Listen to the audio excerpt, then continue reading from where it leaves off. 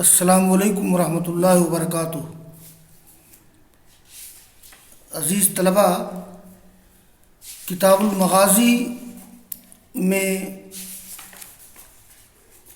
جو باب چل رہا ہے وہ ہے باب عمرۃ القضاء،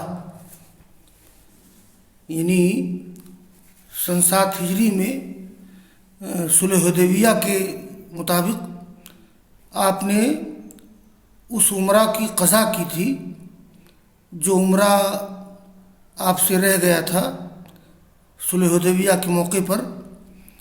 تو باب عمرۃ القضاء کی کچھ احادیث کا درس ہو چکا ہے اور آج بقیہ احادیث کا درس ہوگا۔ ویسے رسول اللہ صلی اللہ علیہ وسلم نے کتنا حج کیا، کتنے عمرے کیے، اس کا ذکر آگے آئے گا۔ رسول اللہ صلی اللہ علیہ وسلم نے اپنی زندگی میں ایک حج کیا ہے سن 10 ہجری میں، اور آپ نے 4 عمرے کیے ہیں۔ تو پہلا تو عمرۃ الحدیبیہ جو پورا نہیں ہو سکا تھا، اور دوسرا عمرہ عمرۃ القضاء، اور تیسرا عمرہ آپ نے کیا تھا یہ جب جعرانہ سے واپس ہوئے تھے تب، اور چوتھا عمرہ آپ نے کیا تھا حج کے ساتھ سن 10 ہجری میں۔ تو یہ دیکھیے،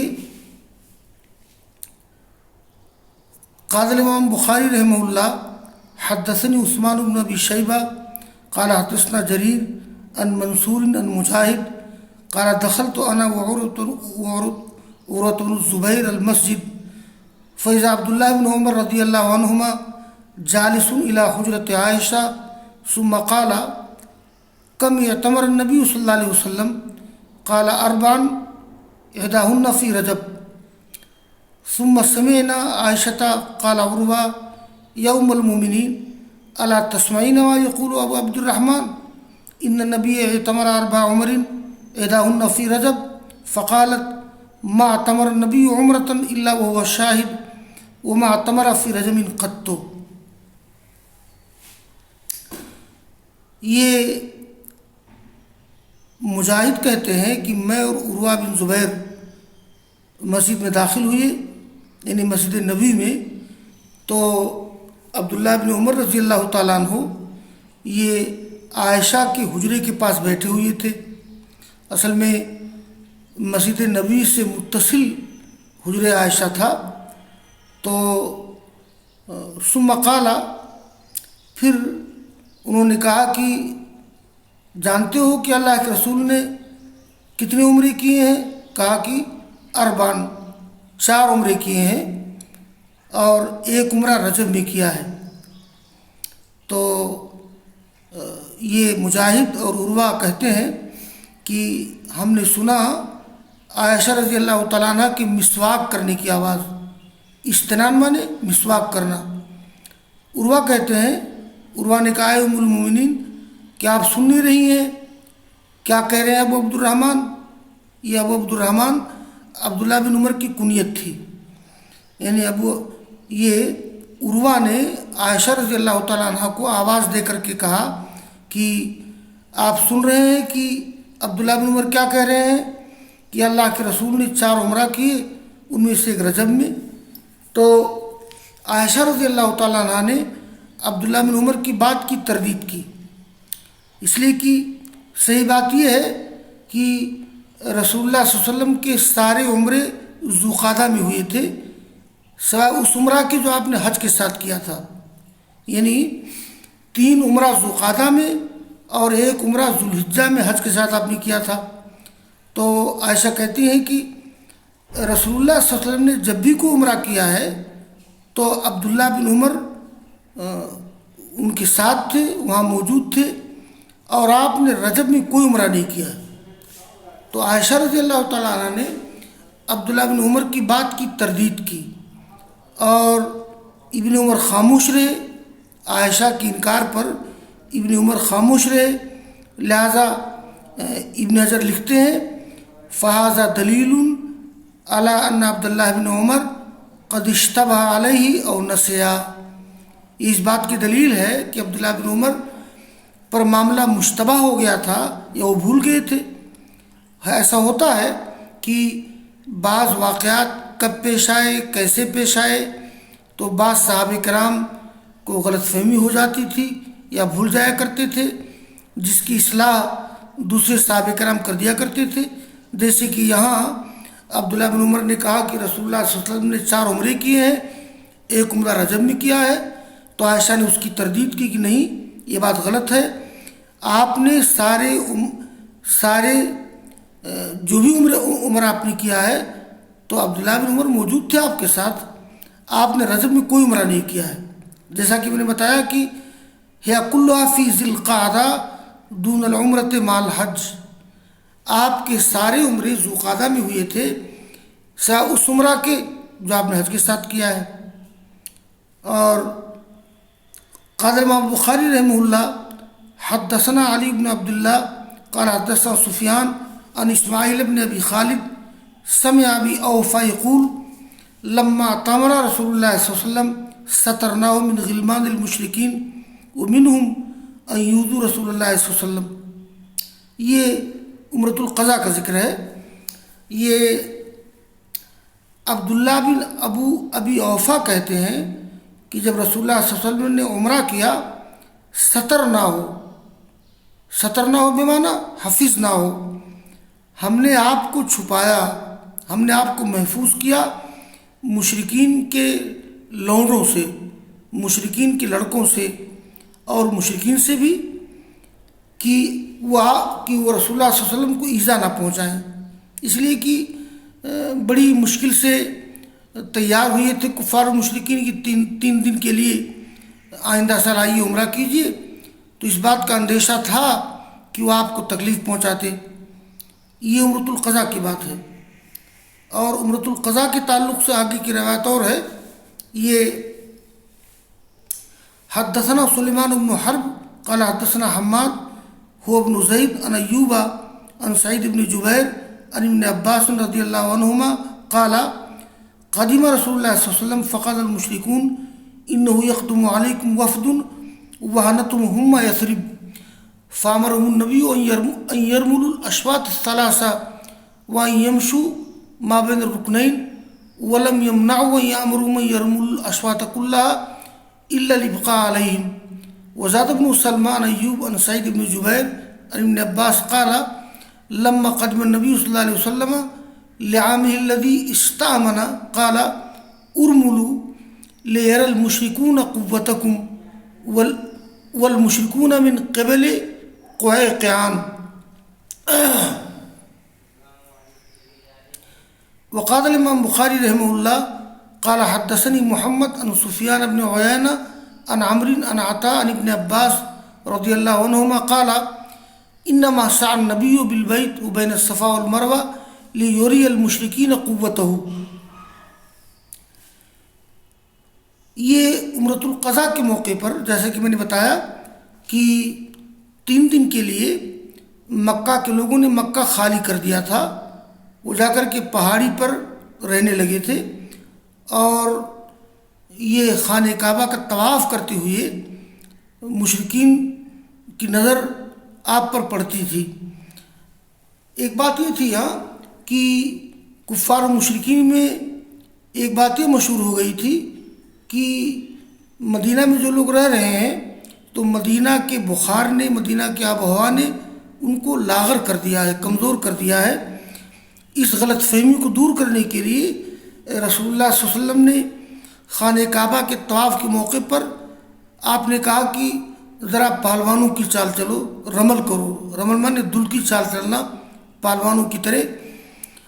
آپ نے یہ کہا تھا کہ 3 چکر اس طرح سے چلو جیسے کوئی پہلوان چلتا ہو، دل کی چال چلتے ہوئے، یعنی موڑھے ہلاتے ہوئے، تاکہ کفار و مشرکین دیکھے کہ نہیں بھائی یہ تو جن کے بارے میں ہم سمجھتے تھے کہ ان کو مدینہ کے بخار نے کمزور کر دیا ہے تو پہلوان لگ رہے ہیں۔ دیکھیے طواف کے موقع پر یہ جو رمل کی مشروعیت، تو اس کا سبب کفار و مشرکین کو اپنی طاقت و قوت کا اظہار کرنا ہے، اپنی طاقت و قوت کو دکھانا ہے۔ اسی لیے بعض صحابہ کرام کے خیال یہ تھا کہ اب رمل کی ضرورت نہیں ہے، لیکن دیکھیے خانہ کعبہ کے طواف کے موقع پر رمل کی جو بھی وجہ ہو، وہ طواف حج کا ایک رکن ہے، حج کا ایک حصہ ہے، اور آپ نے یہ نہیں کہا تھا کہ بعد میں اس کی ضرورت نہیں ہے، اس لیے خانہ کعبہ کے طواف میں رمل کو باقی رکھا جائے گا، رمل باقی رہے گی، یہ رمل کے انداز کا طواف باقی رہے گا۔ دیکھیے یہ ابن عباس رضی اللہ تعالیٰ عنہما کہتے ہیں جب رسول اللہ صلی اللہ علیہ وسلم اور آپ کے صحابہ کرام آئے تو مشرکین نے کہا کہ سنو، تمہارے پاس ایسے لوگ آ رہے ہیں جن کو یثرب کے بخار نے کمزور کر دیا ہے۔ وہانا یہن وہنن، کمزور ہو جانا، یہ لازم بھی متعدی بھی ہے، اور یثرب مدینہ کا پرانا نام۔ تو آپ نے حکم دیا صحابہ کرام کو ان یرملوا الاشواط الثلاثہ، کہ 3 چکر رمل کریں، اور 3 چکر رمل کریں، اور 2 رکن کے درمیان عام رفتار سے چلیں۔ 2 رکن سے مراد ہے رکن حجر اسود اور رکن یمانی۔ یہ آپ نے سارے چکر میں رمل کرنے کو نہیں کہا، محض لوگوں پر یہ رحم کرتے ہوئے، تو یہ آپ کو نہیں روکا کہ آپ حکم دیتے لوگوں کو کہ سارے چکر میں رمل کریں، مگر لوگوں پر رحم کرتے ہوئے کہ ہو سکتا ہے خانہ کعبہ کا جو 7 چکر ہے اس میں تھک جائیں گے۔ اور آگے کی روایت ہے کہ آپ جب یہ دوسری سند سے کہ ابن عباس کہتے ہیں جب آپ تشریف لائے لعامہ الذی استعمنا، اس سال جب آپ مامون تھے، یعنی وہی صلح حدیبیہ کے بعد سن 7 ہجری میں ذوالقعدہ میں، تو آپ نے کہا کہ اے لوگو تم رمل کرو، دل کی چال چلو، پہلوانوں کی طرح موڑے ہلاتے ہوئے، تاکہ مشرکین تمہاری قوت کو دیکھ لیں۔ اور مشرکین یہ کوہ قیان نامی پہاڑی پر چلے گئے تھے، اور وہاں سے صاف منظر دکھائی دے رہا تھا خانہ کعبہ کے طواف کا۔ اور آگے کی روایت اور ہے کہ انما سعى النبی بالبیت بین الصفا والمروہ لیری المشرکین قوتہ، رسول اللہ صلی اللہ علیہ وسلم نے خانہ کعبہ کا طواف کیا، صفا مروہ کی سعی کی، تاکہ مشرکین کو اپنی قوت دکھائیں۔ آگے ایک روایت اور آ رہی ہے، یہ دیکھیے ایک مسئلہ یہاں، ایک فقہی مسئلہ یہ ہے کہ کیا کوئی شخص حالت احرام میں اپنی شادی کر سکتا ہے یا کسی کی شادی کرا سکتا ہے؟ تو حدیث قولی اور حدیث فعلی دونوں سے بات معلوم ہوتی ہے کہ احرام کی حالت میں خود اپنی شادی کرنا اور کسی کی شادی کرانا درست نہیں ہے۔ البتہ یہ علماء احناف کا نقطہ نظر یہ ہے کہ حالت احرام میں شادی کی جا سکتی ہے۔ یہ بات اور ہے کہ شب زفاف آدمی نہیں منا سکتا ہے، بیوی سے جمع نہیں کر سکتا ہے، لیکن شادی کر سکتا ہے۔ تو حنفیہ کا استدلال ابن عباس کی اس روایت سے ہے جس کا تذکرہ امام بخاری نے یہاں کیا ہے۔ دیکھیے قال امام البخاری رحمہ اللہ حدثنا موسیٰ بن اسماعیل قال حدثنا وہیب قال حدثنا ایوب بن اکرمہ عن ابن عباس قال تزوج النبی میمونۃ ومحرم وبنا بها وهو حلال وماتت بصرف، یعنی نبی صلی اللہ علیہ وسلم نے میمونہ سے شادی کی جبکہ آپ محرم تھے، حالت احرام میں تھے، اور آپ نے ان کے ساتھ شب زفاف منائی جبکہ آپ حلال تھے، یعنی احرام کھول چکے تھے، اور میمونہ کی وفات ہوئی مقام شریف میں۔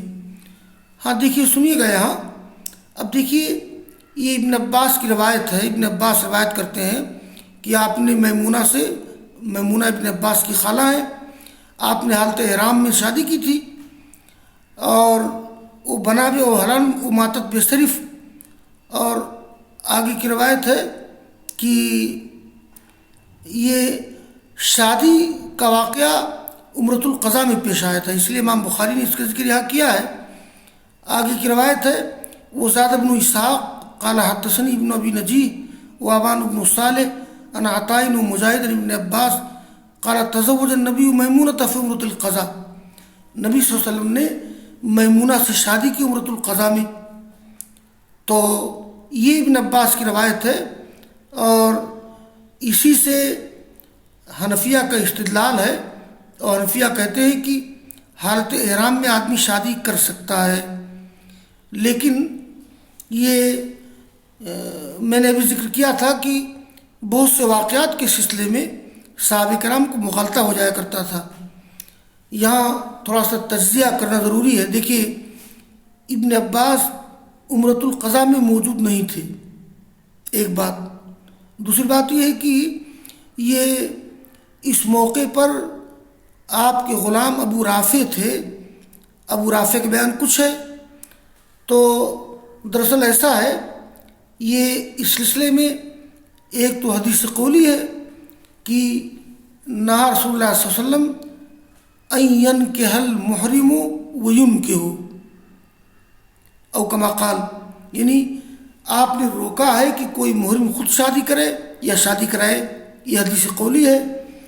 اور حدیث فعلی یہ ہے کہ ابو رافع اور یزید اسم یہ میمونہ سے روایت کرتے ہیں کہ میمونہ کا بیان ہے کہ رسول اللہ صلی اللہ علیہ وسلم نے میمونہ سے شادی کی تھی حالت حلال میں، شریف میں، مقام شریف میں. جب آپ احرام کھول چکے تھے تب آپ نے شادی کی تھی. تو خود میمونہ رضی اللہ تعالی عنہا کی روایت ہے. اور جس کو بیان کیا ابو رافع نے، یزید اسم نے، جس سے معلوم ہوتا ہے کہ میمونہ کے بیان کے مطابق رسول اللہ صلی اللہ علیہ وسلم نے آپ سے شادی کی تھی جب آپ محرم نہیں تھے.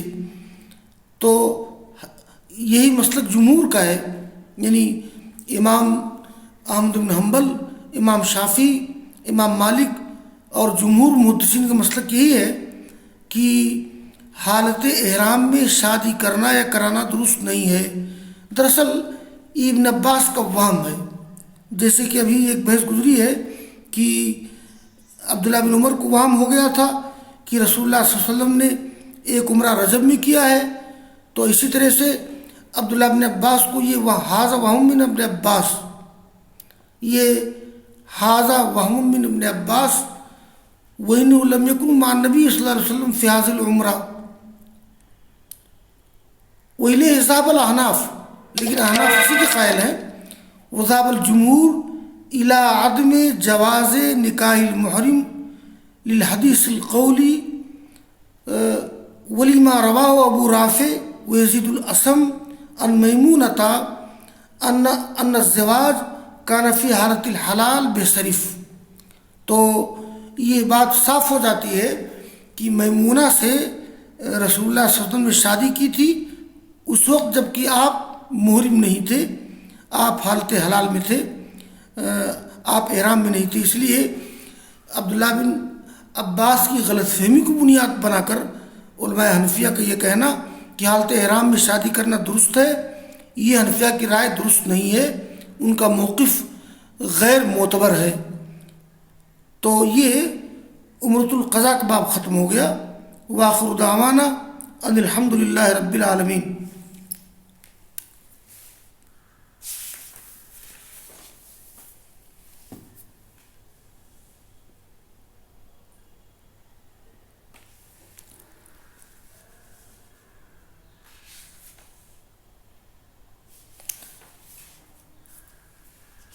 یہ عمرۃ القضا کے موقع پر جو آپ نے کہا تھا کہ یہ سارے راؤنڈ میں یہ 3 راؤنڈ دل کی چال چلے پہلوانوں کی شکل میں، اور رکن یمانی اور رکن حجر اسود کے درمیان عام رفتار سے چلیں. یہ آپ نے یہ جو کہا تھا کہ رکن یمانی اور رکن حجر اسود کے درمیان عام رفتار سے چلے، تو وہاں کفار مشرکین کی نظر نہیں پڑ رہی تھی. یہ کفار مشرکین کی نظر جہاں پڑ رہی تھی تو وہاں آپ نے کہا کہ اذا طلعوا علیہم رملو، یعنی کفار مشرکین جب دیکھ رہے ہوں تو رمل کریں. اور ان کی نظر اس وقت نہیں پڑتی تھی جب رکن یمانی اور رکن شامی کے درمیان لوگ ہوتے تھے. رکن یمانی اور رکن حجر اسود کے درمیان، اس کو دونوں کو رکنین یمانیین کہتے ہیں تقریباً، ورنہ رکن یمانی اور رکن حجر اسود ایک رکن یمن کی طرف ہے اور ایک کونا اس کا جہاں پر حجر اسود فٹ ہے. تو آخر دعوانا ان الحمدللہ رب العالمین.